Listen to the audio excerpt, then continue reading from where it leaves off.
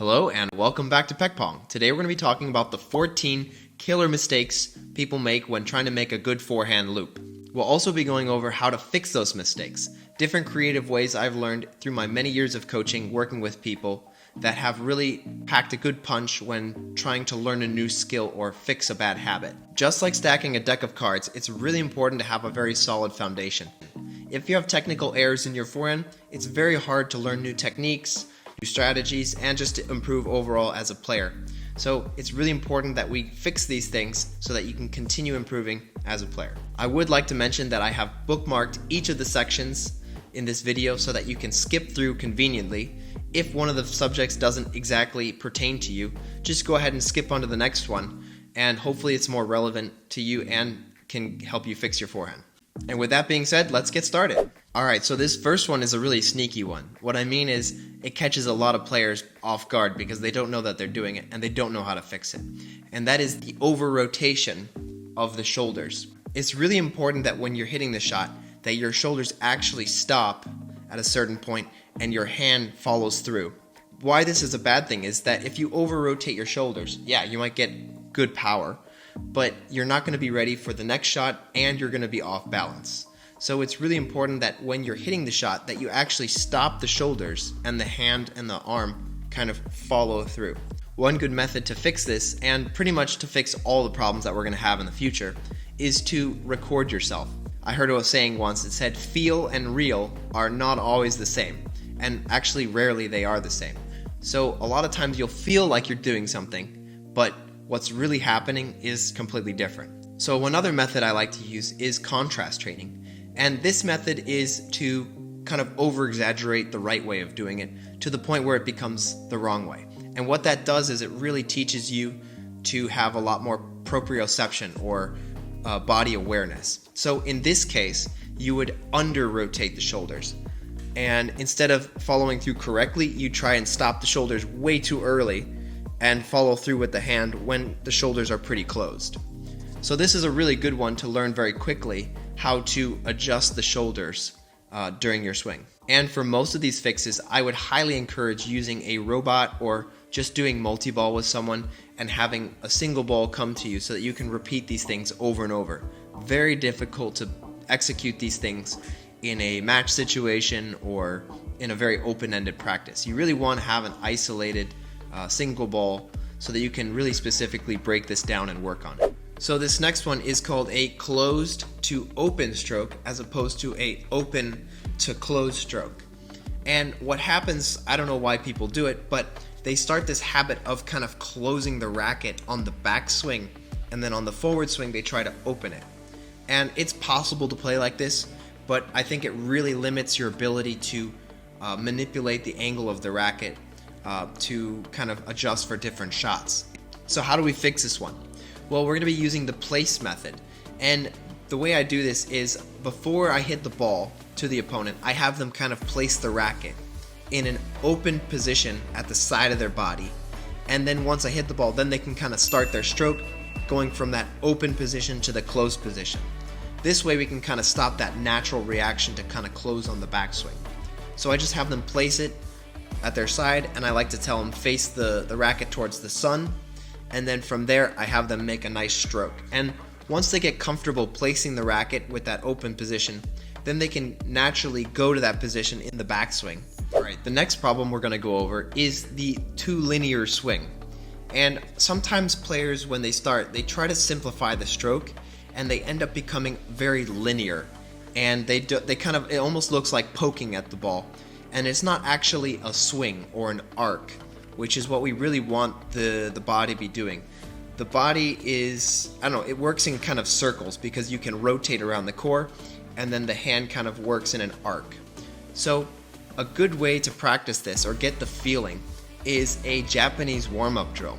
And basically what you do is you stand in a spot and you rotate your body and you relax your hands and your arms and you let your body kind of swing your hands back and forth. And it really gives you the sensation of using the body and also swinging in an arc. And what you can do is, once you get a good feeling for this, you can grab a racket, and this is the nice part, is that you don't actually have to worry about the ball going on the table. all you have to do is kind of try to time up the swing and get that same sensation of the hands traveling in an arc, and that you're swinging the hands as opposed to kind of being very rigid like a robot and trying to go very linear at the ball and force it. If your swing is very rigid and very linear and almost too forceful, you're not going to get a lot of speed. It's a very good way to get low speed. If you can relax and kind of swing the arms, you're going to get a lot more speed, a lot more spin, and it's going to be a lot more effortless when you do it. All right, let's move on to the next one. So the next one is called hanging on the back foot when looping. And what this looks like is the player makes a loop, but they fail to make a good transition to their forward foot. And they may even lift their forward foot when hitting the shot, and they kind of hang back on their back foot. And what this stops you from doing is making really good, powerful loops, and it'll also probably cause you to be off balance for the next ball. So one way I found to fix this is to have the weight forward. And so you put the weight on the forward foot, and then what you do is you put your tippy toe of your back foot on the ground. And what this ensures is that your weight is on the front foot. And when you're swinging, it lets you feel the finished position that you want to be finishing in. And once you get the hang of hitting these shots with that weight forward, you can go ahead and try and do normal swings where you start on the back foot and the weight transitions to the forward foot, just like you practiced. Another kind of little bonus tip that might be leading you to hanging on the back foot is if your racket angle is too closed, then you might feel the need to kind of hang on the back foot and try to lift the ball up all the time. So maybe it's as simple as opening the racket angle a little bit, and that way you don't feel like you have to get underneath the ball, and it would let you then transition nicely into that forward foot. So the next one is called swiping the back of the ball, or kind of hitting on the inside of the ball. And what happens is you kind of get the reverse spin that you want, and it starts going the opposite direction of what a normal forehand loop should be. And this is not necessarily a bad thing. In the right moment, hitting the inside of the ball and getting it to kind of curve the other way can be very advantageous.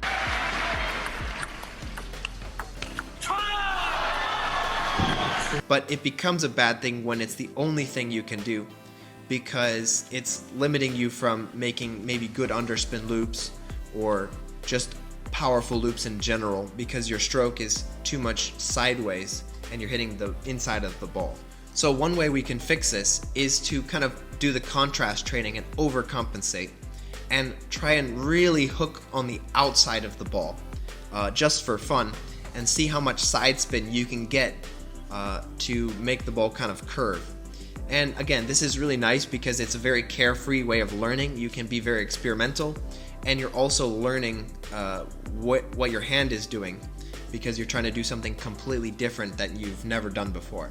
But once you get the feeling for that, then you can kind of go back to a normal loop, and you really want to feel like you're touching just on the outside of the ball and not on the back of the ball, because on the back of the ball you start kind of swiping and getting that other side spin. Alright, so this next one is called going out of control. And this is a common one. Once the player learns a nice technical loop, it's very hard for them to start transitioning that into consecutive loops with a real ball.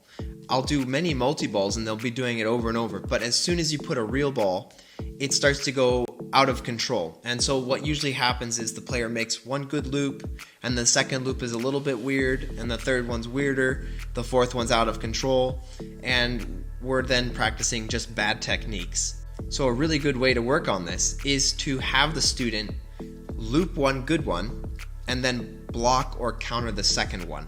And what this does is it resets the point a little bit and gives them a little more time to think and rebalance themselves. So what it ends up looking like is loop one, counter one, loop one, counter one. And once they get the feeling for that, then they can go ahead and do maybe 2 loops in a row and then counter the third. And from there, yeah, you just keep progressing and you gain more and more control, and you're able to then loop multiple times in a row without losing balance or getting out of control. The next one is jumping while looping. And this is, I think it's a pretty easy one to fix, but a lot of times people don't notice how detrimental it is to their game. So what this looks like is the player makes a loop, and while they're looping, they're kind of jumping and shifting all of their foot position. And what this stops them from doing is being able to loop consecutively and also be quick and in balance for the next shot. So how do we fix this? We fix this by kind of turning down the speed at which the person swings. So maybe taking it down to 85, maybe even 65%, and just working on balancing and staying planted with the feet. And it might be easy if the ball is going to one location and you feel like, okay, I've got the balance for when the ball is going to one location. And it might get more difficult when the ball starts moving around in random locations. So what we do to kind of transition into that is we do 2 balls to one spot, and then we move and do 2 balls to the other spot. And it's really important that you hit the shot, the last shot, and then you move. A lot of times people feel the rush to hit the shot and move while they're hitting the shot to the new location. And it's not good fundamentals. You want to make sure that you hit the shot in balance and then move. So something to keep practicing and kind of ingrain, and that should stop you from kind of jumping and turning while you're hitting the loops. Alright, so the next one is being too stiff or rigid when hitting the shot, and kind of being at 90 degrees here, and never opening and closing the forearm, which is something that's very important in the table tennis swing. I have to say I was a victim of this myself. I didn't open and close it enough, and I ended up kind of not getting as much as I wanted out of the shots. So for me to learn this process, I really had to kind of scale it back and really focus on opening and closing this forearm when I'm hitting the shots. And it might feel a little bit weird at first, but it's really going to help you. And the good thing is that there is no exact amount that you need to do it. It doesn't need to be fully open like a Chinese player.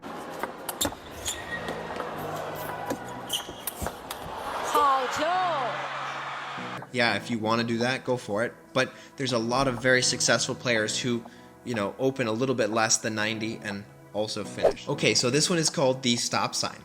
And it's called a stop sign because it looks like you're holding a stop sign. And what you want to do is you want to have your wrist nice and straight.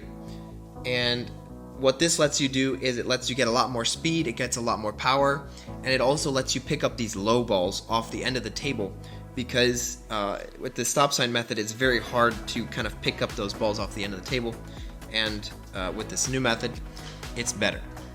What you're going to want to do to fix this problem is you're going to want to just have the ball come to one location and really work on making sure that wrist stays straight every single shot and that you're not doing the stop sign. If you find that you're hitting your hand when you're trying to do this new method, it's because you're actually making it longer and you're not used to being that position, so you need to move a little bit further away from the ball than you normally would because you're making it longer. Okay, so the next one is finishing too low when you finish your stroke. And there has been over 100 years of development in table tennis technique, and it is a fairly well established fact that you need to be finishing up over your eyes to have the best optimal trajectory. And yeah, if you're finishing too low, your balls, when you're hitting them, might be crossing the net at a very aggressive too low, and you might be taking too much risk. And this technique also goes for if you're above 6 foot tall. Players like Vladimir Samsonov and Xu Xin also finish up over their eyes. So if they do it, you probably should too. You can see if you're doing it wrong by simply seeing if you go too low when you finish. The finish should be really up in that salute position above your eyes. So if you really feel like you can't break this habit, what you can do, and a fun way to learn it, is I call it the Rafael Nadal, because he does that really funny stroke that goes behind his head. Pumping up the volume. And that's exactly what you're going to be doing, is kind of stroking the ball and going behind your head. Because if you can go behind your head, you can definitely finish over your eyes. This is another example of the contrast training I talked about earlier, overdoing it so that you gain awareness of what you're doing with your hand. And once you do that, you can probably finish over your eyes pretty easily. And a bonus tip here: if you feel like when you finish up over your eyes, the ball's going too far out and you're going long, you might just finish more forward over the eyes. So you can finish more in front over the eyes in a more horizontal position, or you can finish more over the eyes in a vertical position. And I should be able to show some videos here of me doing it so that it makes more sense, but when you finish more forward, it makes the ball go lower. And when you finish more vertical over the eyes, then it makes the ball go higher. In both cases, you're finishing up over your eyes, but you're changing the finishing location to get the optimal trajectory. Okay, so I call this one the poke, and it's when a player reaches too much for the ball and they end up losing a lot of spin and a lot of speed, and they don't really even have a good stroke because they're kind of going caveman and poking at the ball. So to fix this, what I've done with students is I've put a chair at the end of the table and fed the balls, and I told them that they were only allowed to hit the ball once it passed over top of the chair. So that stops them from kind of poking at the ball and lets it come to the side of their body, which is definitely where you want to be stroking it. If you have trouble poking the ball, you want to let the ball come to the side of your body and then loop it up. And that should eliminate the poke, and it should get you to make good spin and also have a nice technical arc when you're swinging. And also, don't cheat when you're doing the chair and move too far back, because if you move too far back behind the chair, you can start poking at it again. So just make sure you stand nice and close to the chair and let the ball come to the side of your body, like I said, and loop it up from there. So the next one is called changing the angle too much during the swing. And a lot of times people feel like they can make more spin when hitting the shot by kind of wrapping their hand around the ball really quickly. And this doesn't really make much more spin at all. In fact, what it ends up doing is you're changing the racket angle so quickly that sometimes you might hit it perfect, sometimes you might hit it too closed, and sometimes you might hit it too open. So changing the racket angle decreases your ability to make consistent strokes. What you really want to do is have a nice consistent angle and just kind of go through the shots and let the rubber do the work. Let the ball kind of roll on the rubber, and that way you can make spin and you have very consistent ball strikes and really good feedback, because if you have, let's say, too close of an angle, you can just simply open it a little more because you keep doing the same angle. You get a lot more feedback when you keep things the same. So this next one is called stuck on top of the ball. And what happens is sometimes players, they go from a very slow racket with less spin and they go right to a really nice professional racket with a lot of spin, and they quickly find that they have trouble keeping the ball on the table because it goes out because there's a lot of spin and speed. So what they do is they kind of close the racket more to kind of guide the ball down more because they're trying to gain control. And this kind of develops a habit of them kind of closing the racket every time, and they lose the ability to hit the back of the ball and kind of spin the ball up. So what ends up happening is they have trouble with balls that are lower and also heavy backspin balls because they've kind of lost the ability to touch the back of the ball. So a fun drill to kind of get the person to stop being stuck on top of the ball is to get them to feel like they're spinning from underneath the ball. And in order to do this, you have kind of multi-ball or a ball with a robot, and you work on spinning from underneath the ball, and it'll kind of look like a lob or a very lofty ball. But the idea is that you learn to touch different locations on the ball with doing a kind of forehand stroke. This kind of takes a little bit of timing, because if you're brushing over top, you can really reach for the ball. But in order to brush underneath the ball, you have to almost go kind of backwards.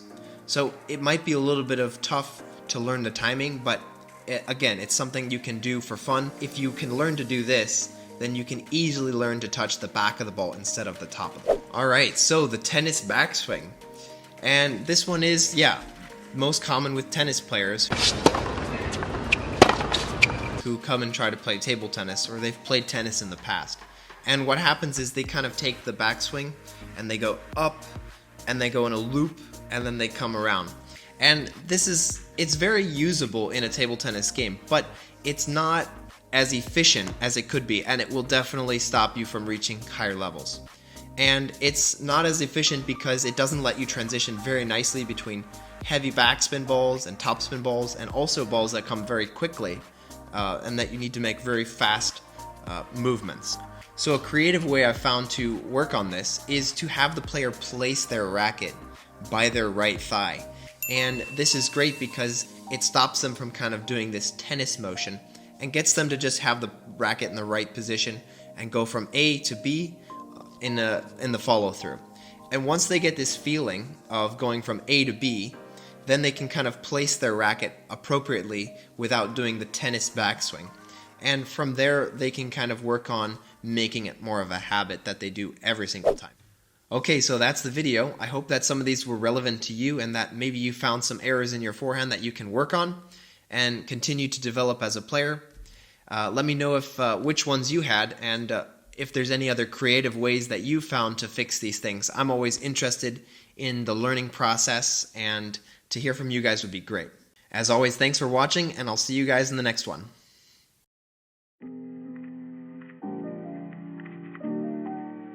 Whenever you're doing these new things, it's going to be a very strong urge to have it feel like it did before, if that makes sense. Like, you want the new way to feel like the old way. But from my experience when kind of working on my own game, when you're doing something new, you have to just keep doing that new thing. It'll never feel like that old thing because it's something entirely different. And the new thing will eventually feel better if it's correct, and you'll gravitate more towards that instead of the old thing, which once you start doing the old thing, you'll feel it like it's incorrect. Another tip of mine that I like to mention comes from a former coach, someone I worked with quite a bit, and his name is Peter Carlson. He is a former European national champion, and my question specifically was, I was trying to work on my backhand and something technical, and I was wondering if I could work on it during a match. And he said, when you're playing a match, you should focus on playing the match and winning points, but let your practice and the technical thing that you're working on when you're practicing slowly kind of work its way into your match play. You shouldn't have to think about it when you're playing a match. So he said it's kind of like dipping a towel into a bucket of water, and the towel becomes gradually saturated without you having to get that other part wet. It automatically kind of leaks into the rest of your game. So that's what he said, is to let your practice kind of saturate all the way into your match play.